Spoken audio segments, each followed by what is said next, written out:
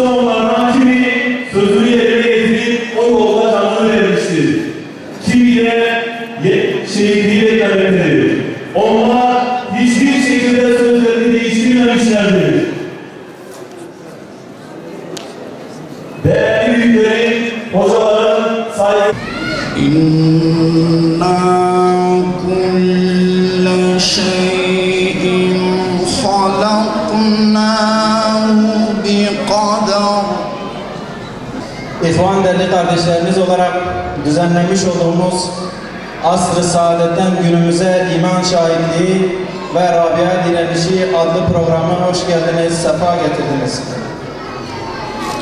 Bildiğiniz üzere şehadetle özdeşleşen Şubat ayını birçok Müslüman şehitler ayı olarak telakki etmekte ve buna yönelik bazı geceler tertiplemektedir.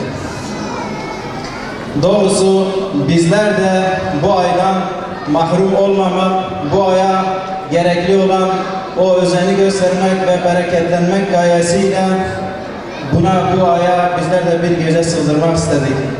Ve bu geceyi tertipledik. فالشهداء يتخذهم الله ويختارهم. الشهادة شرف أيها الإخوة. ألا إن سلعة الله غالية. ألا إن سلعة الله الجنة.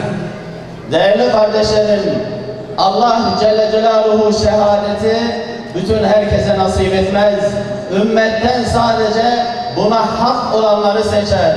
Allah Celle Celaluhu'nun bu şehadeti çok değerlidir. İslam ev İslam hecae bu am khuyna khud riyavede birjelin dine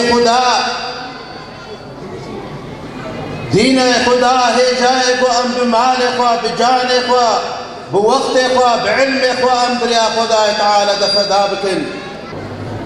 عشنا في ساعات عصيبة شديدة أليمة يوم فض رابعة يوم المحرقة الكبرى في تاريخ البشرية. Değerli kardeşlerim, bizler Rabia Meydanı'nın dağıtılması gününde çok zor günler yaşadık. İnsanlık tarihinde en büyük bir ayıbın göstergesi olan günü yaşadık. قتل الشباب والشيوخ والنساء وحتى الأطفال وأحرقوا بعدما قتلوا.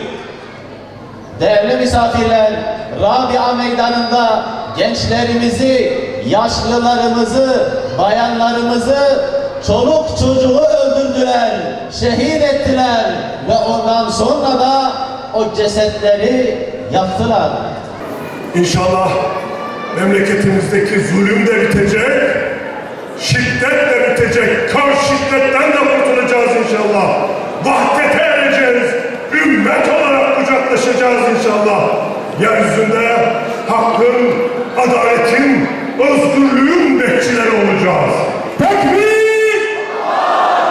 Tekbir!